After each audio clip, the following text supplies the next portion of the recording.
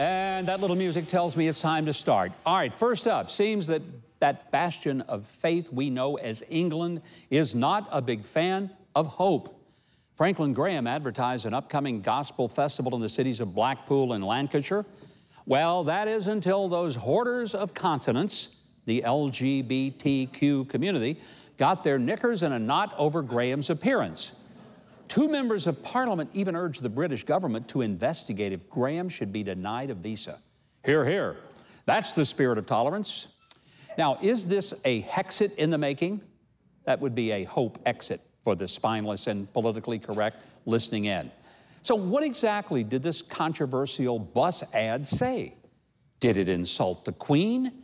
Did it say that Englishmen were actually American football fans? Did it declare coffee the official and favorite drink of the English people? Well, it should have after that whole Boston Harbor thing, but no.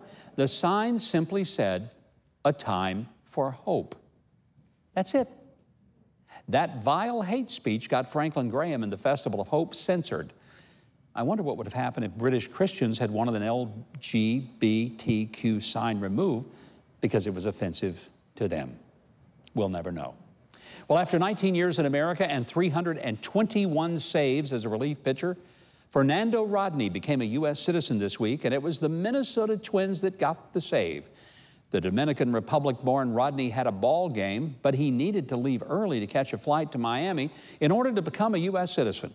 So manager Paul Molitor lent his support by pitching him in the 5th inning rather than the 9th so he could make it to his immigration hearing on time. Rodney recognized this momentous event on Instagram, saying in part, after 19 years in this wonderful country, today I am blessed to say that I am an official U.S. citizen. Today I fly the American flag. In my heart I'll always hold the Dominican flag, but I'm an American citizen. And Fernando Rodney got his greatest win as he pledged allegiance and was declared a citizen of the United States. Congratulations to you and all who become U.S. citizens. All right, this next story comes from our fingernail file. It's the story of, well, this is just bizarre. His name is Sharid R. Shalal from Pune, India. That in itself is a mouthful. While not the typical news to set the nail salon world on fire, Mr. Shalal rocked the keratin crowd because he hadn't clipped those puppies for 66 years.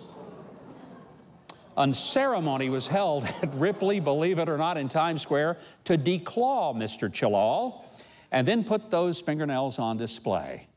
By the way, it took a rotary tool to cut those nails. It was right out of Better Homes and Manicures. So why did he wait so long to trim his nails? He says that when he was 14, he was scolded for breaking his teacher's fingernail. Shalal decided to demonstrate commitment and grow out his own nails, but only on his left hand, keeping his right hand nails trimmed. A true example of not letting the left hand know what the right hand was grooming. Now, he was a photographer shooting pictures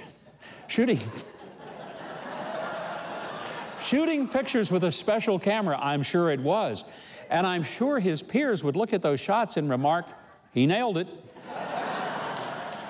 As he grew older, Mr. Shalal said the nails became a problem on windy days. And I would imagine that gloves would not have been perfect fits for his left hand either. But in the end, Ripley's paid him to clip those claws and put them on display. And on the bright side, being a man, he never had to buy nail polish for those babies. How about that?